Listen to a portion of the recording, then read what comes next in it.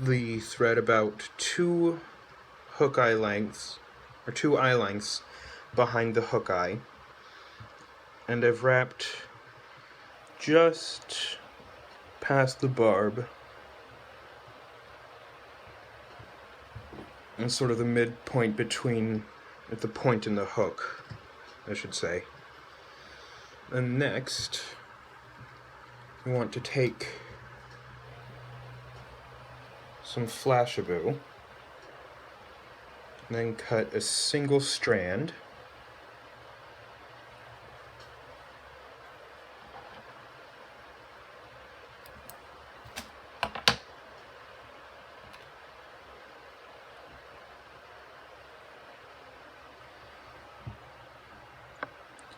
tie that in on top of the fly.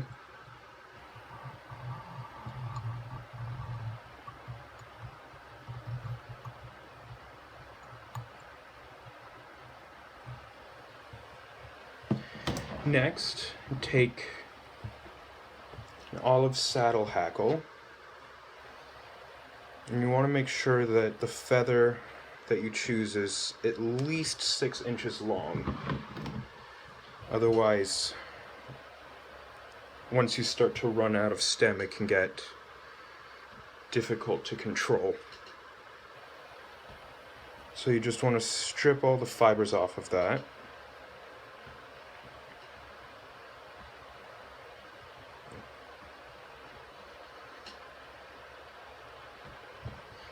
And I've used this pattern at Deer Creek, and it's been pretty successful. I've had a few trout on it. Fall fish also especially like this pattern, which when I can't get out for trout, I go for fall fish, since they are a very large species of minnow and put up a really good fight.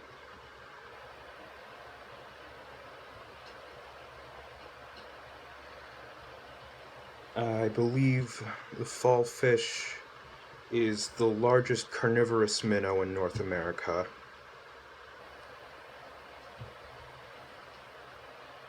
And as I said, they put up a really good fight, especially on a fly rod. So now that you've got that completely stripped, you want to cut the tip off so you have a very small tie-in anchor. Let me try to get this close up so you can see it.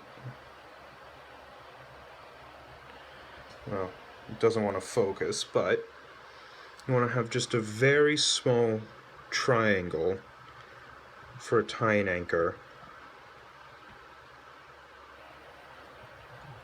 And then tie that into the near side of the hook.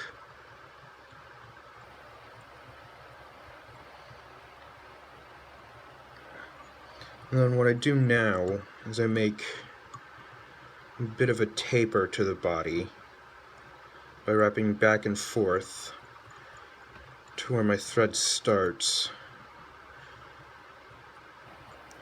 back and forward from that point, just to kind of smooth the body out.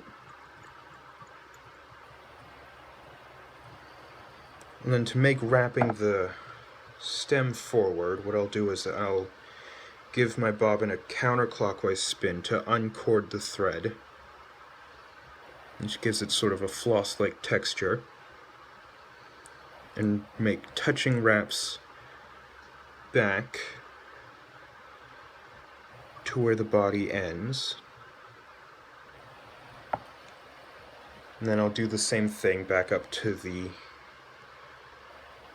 initial tie-in point of my thread.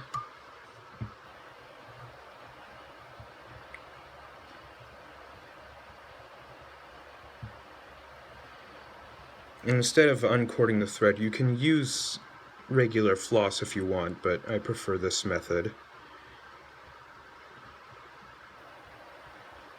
I left a bit of a bump, so I'm going to wrap back a few more times.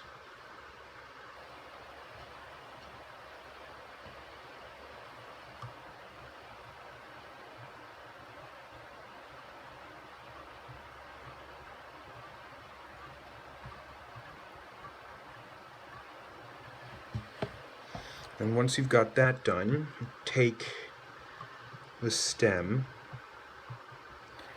and take 3 wraps forward, and then grab the flashabou, fold it over those wraps, and take another wrap over the flashabou to secure it down, fold it back, and then take 3 more wraps, and then repeat the process with the flashabou. And you want to keep doing this until you get back up to your thread, which is why it's important to have a really long stem, because this takes up more stem than you'd think.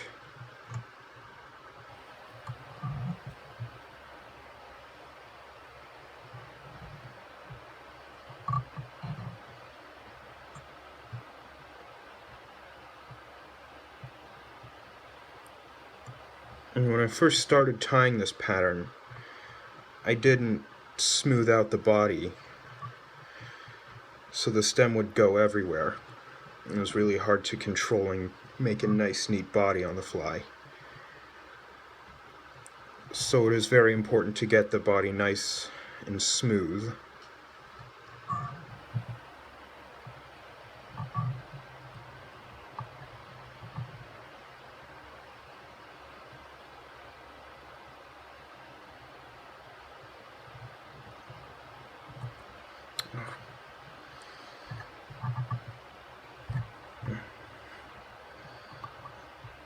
And what I didn't do here, which is what I usually do, is when you get to the end, grab the stem with hackle pliers, and that'll keep it from slipping out.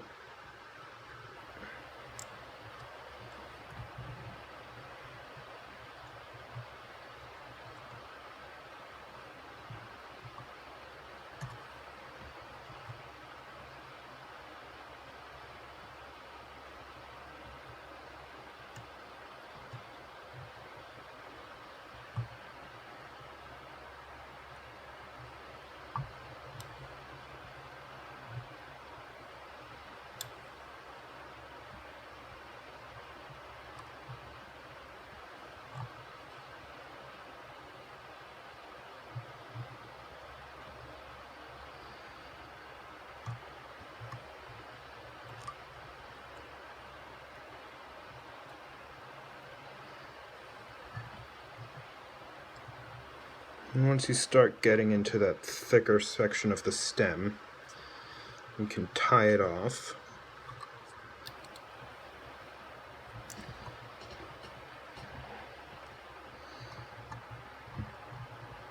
And then snip it free. Hackle pliers came undone. And then what I like to do, just to kind of build up a bit of a flashy hot spot,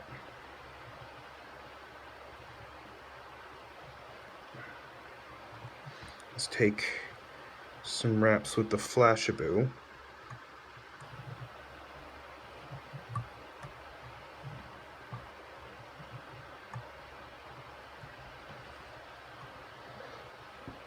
and then tie that down.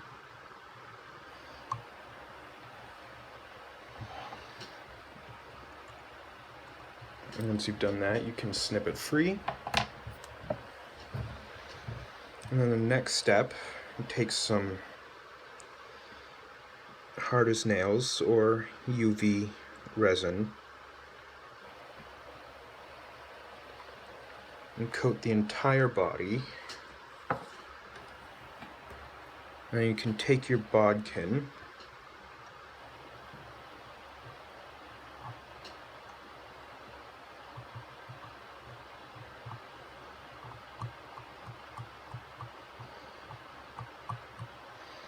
and spread it around.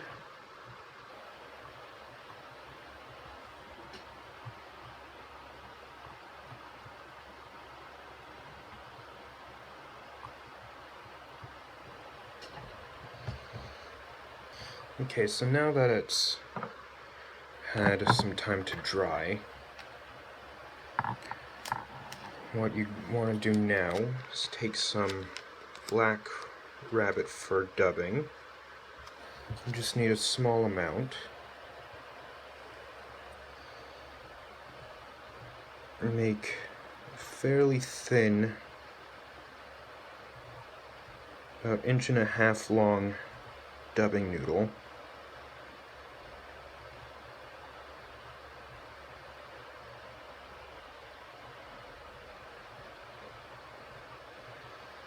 I'd say that's actually more about 2 inches. And then start making the thorax where that little bit of flashaboo is wrapped around the shank. And once you've done that, you can do a 4 or 5 turn whip finish.